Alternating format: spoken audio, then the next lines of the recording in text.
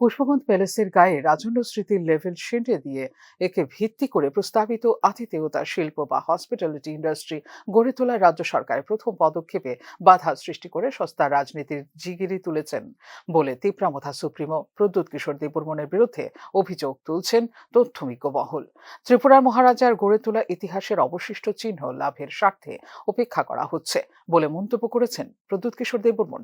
শুধু তাই নয়, পুষ্পবন্ত প্যালেসকে আতিথেয়তা শিল্পের রূপ দেওয়ার রাজ্য সরকারের, বিশেষ করে মুখ্যমন্ত্রী ডাক্তার মানিক সাহার প্রস্তাবিত পরিকল্পনা সরাসরি প্রতিবাদ করে মাঠঘাট গরম করে তোলার চেষ্টা করছেন প্রদ্যুৎ কিশোর দেববর্মন।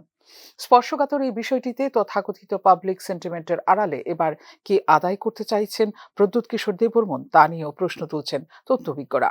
চন্দ্রমহল, মালঞ্চনিবাস, মানিক্য কোর্ট, গোলাপ বাগান ইত্যাদি ব্যবসায়ী প্রতিষ্ঠানগুলির সবকটি গড়ে উঠেছে রাজন্য স্মৃতির বিজড়িত পরিকাঠামোকে ব্যবহার করেই। আর এইসব ব্যবসায়িক প্রতিষ্ঠানগুলি থেকে উপার্জন করা অর্থরাশি কার অ্যাকাউন্টে ঢুকছে তা ভালো করে জানেন রাজ্যের সাধারণ মানুষ। স্বাভাবিকভাবে প্রশ্ন উঠছে, রাজ্যের সাধারণ মানুষের স্বার্থে পুষ্পবন্ত প্যালেসের কাঠামোকে ভিত্তি করে বিলাসবহুল আতিথেয়তা শিল্প গড়ে তোলার জন্য মুখ্যমন্ত্রী ডাক্তার মানিক সাহার বিশেষ উদ্যোগে সরাসরি বিরোধিতা করে এবার কি আদায় করে নিতে চাইছেন প্রদ্যুৎ কিশোর দেববর্মন তা নিয়েই চলছে জোর জল্পনা। এই ক্ষেত্রে রাজন্য স্মৃতির দোহাই তুলে রাজ্যের স্বার্থ বিরোধী কাজ করলেও চন্দ্রমহল, মালঞ্চনিবাস, মানিক্য কোর্ট, গোলাপ বাগান ইত্যাদি রাজন্য স্মৃতি বিজড়িত পরিকাঠামোগুলিকে ব্যবহার করে দেদার যে ব্যক্তিগত ব্যবসা চালিয়ে যাচ্ছেন প্রদ্যুৎ কিশোর দেববর্মন, তখন কেন পাবলিক সেন্টিমেন্ট বা পাবলিক ওপিনিয়নের ধার ধারছেন না প্রদ্যুৎ কিশোর তা নিয়ে উঠছে প্রশ্ন। পুষ্পবন্ত প্রাসাদ, যা পুরনো রাজভবন নামেও পরিচিত, 1949 সালে রাজমাতা কাঞ্চনপ্রভা দেবী হস্তান্তর করেছিলেন ভারত সরকারের কাছে। বিনিময়ে প্রতি মাসে পাচ্ছেন বিশাল অঙ্কের রয়্যালটি। এই রয়্যালটির অংশ ভোগ করছেন প্রদ্যুৎ কিশোর দেববর্মনও। কিন্তু পুষ্পবন্ত প্রাসাদের এই পরিকাঠামোকে ব্যবহার করতে পারবে না রাজ্য সরকার তা নিয়ে হয়নি কোনো চুক্তি।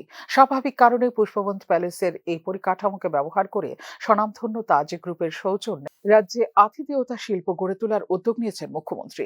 ত্রিপুরার মতো ল্যান্ড লকড রাজ্যের অর্থনীতিতে গুরুত্বপূর্ণ ভূমিকা পালন করতে পারে আতিথেয়তা শিল্প, যার অন্যতম অবদান হবে কর্মসংস্থান। অর্থনীতিকে অক্সিজেন যোগানোর পাশাপাশি বেকারত্বের হারকে হ্রাস করা, রাজ্যের সম্ভাবনাময় পর্যটন, ক্রীড়া, শিক্ষা, স্বাস্থ্য ইত্যাদি ক্ষেত্রে গুরুত্বপূর্ণ ভূমিকা রাখতে পারে এই আতিথেয়তা শিল্প।